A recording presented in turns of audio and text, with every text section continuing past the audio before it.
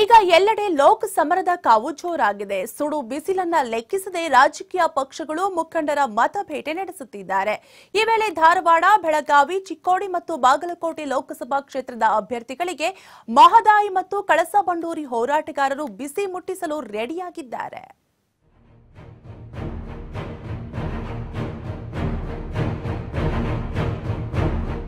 ಲೋಕ ಸಮರದ ಅಖಾಡಕ್ಕಿಳಿದಿರುವ ರಾಜಕೀಯ ಪಕ್ಷಗಳಿಗೆ ಈಗ ಮತ್ತೆ ಕಳಸಾ ಕಿಚ್ಚು ದೊಡ್ಡ ತಲೆನೋವಾಗಿ ಪರಿಣಮಿಸಿದೆ.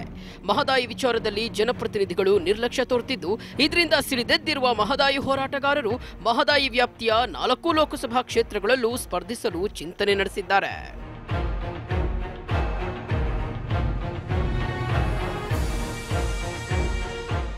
ನ್ಯಾಯಾಧೀಕರಣದ ತೀರ್ಪು ಬಂದು 8 ತಿಂಗಳಾದರೂ ಇದುವರೆಗೂ ಗೆಜೆಟ್ ನೋಟಿಫಿಕೇಶನ್ ಆಗಿಲ್ಲ. ಇದ್ರ ಬಗ್ಗೆ ರಾಜ್ಯ ಸರ್ಕಾರವಾಗ್ಲಿ ಕೇಂದ್ರವಾಗ್ಲಿ ತಲೆ ಕೆಡಿಸಿಕೊಂಡಿಲ್ಲ. ಇದರಿಂದ ರಾಜ್ಯಕ್ಕೆ ಹಂಚಿಕೆಯಾಗಿರುವ ನೀರನ್ನ ಬಳಕೆ ಮಾಡಿಕೊಳ್ಳಲು ಸಾಧ್ಯವಾಗ್ತಿಲ್ಲ. ಹೀಗಾಗಿ ಬೇಜವಾಬ್ದಾರಿ ಜನಪ್ರತಿನಿಧಿಗಳಿಗೆ ಬಿಸಿ ಮುಟ್ಟಿಸಬೇಕು ಅಂತ ಲೋಕಸಭಾ ಅಖಾಡಕ್ಕೆ ಧುಮುಕಲು ಸಿದ್ಧತೆ ನಡೆಸಿದ್ದಾರೆ. ಈ ಸಂಬಂಧ ಹುಬ್ಬಳ್ಳಿಯ ಖಾಸಗಿ ಹೋಟೆಲ್ನಲ್ಲಿ ರೈತ ಮುಖಂಡರು ಮಹತ್ವದ ಸಭೆ ನಡೆಸಿ ಜನಪ್ರತಿನಿಧಿಗಳಿಗೆ ಬಿಸಿ ಮುಟ್ಟಿಸುವ ಬಗ್ಗೆ ನಿರ್ಧಾರ ಕೈಗೊಂಡರು. 4 ಜಿಲ್ಲೆಗಳಲ್ಲಿ ಮತ್ತು ಈ 4 ಜಿಲ್ಲೆಗಳ ಪ್ರತಿನಿಧಿಗಳು ಬಂದಿದ್ದಾರೆ. ಈ ಹೋರಾಟದಲ್ಲಿ ಪ್ರತಿಯೊಂದು ಪಕ್ಷದ ಸದಸ್ಯರಿದ್ದಾರೆ.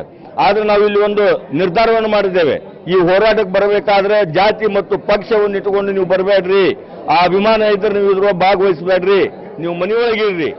ಆದ ಕಾರಣ ನಾವು ಇಲ್ಲೇನು ತೀರ್ಮಾನ ತಗೊಂತೇವೆ, ಪಕ್ಷಾತೀತವಾಗಿ ಮತ್ತು ಜಾತ್ಯತೀತವಾಗಿ ನಾವು ತೀರ್ಮಾನ ತಗೊಂತೇವೆ. ಅದಕ್ಕೆ ಎಲ್ಲರೂ ಬದ್ಧರಾಗಬೇಕು. ಇರದೇ ಇದ್ರೆ ಪಕ್ಷದ ಅಭಿಮಾನ ಇದ್ರೆ ದಯವಿಟ್ಟು ಈ ಹೋರಾಟದಲ್ಲಿ ಪಾಲ್ಗೊಳ್ಳಬೇಡ ಅಂತ ಹೇಳಿದ್ದೇವೆ.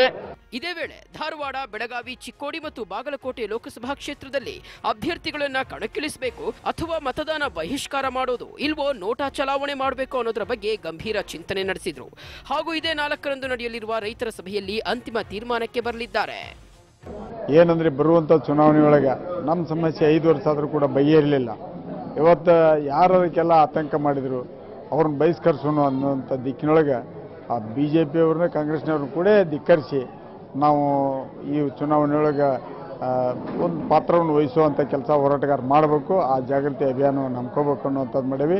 ಲೋಕಸಮರದ ವೇಳೆ ಕಳಸಾ ಕಿಚ್ಚು ಮತ್ತೆ ಹೊತ್ಕೊಂಡಿರುವುದು 4 ಲೋಕಸಭಾ ಕ್ಷೇತ್ರದ ದೋಸ್ತಿ ಮತ್ತು BJP ಅಭ್ಯರ್ಥಿಗಳಿಗೆ ತಲೆನೋವಾಗಿ ಪರಿಣಮಿಸಿದೆ. ಇನ್ನು ಏಪ್ರಿಲ್ 4ರಂದು ನಡೆಯಲಿರುವ ಸಭೆಯತ್ತ ಎಲ್ಲರ ಚಿತ್ತ ಹರಿದಿದೆ. ಕ್ಯಾಮರಾ ಪರ್ಸನ್ ಲೋಹಿತ್ ಜೊತೆ ಯಲ್ಲಪ್ಪ ಸೋಲಾರಗೊಪ್ಪ, TV5 ಹುಬ್ಬಳ್ಳಿ.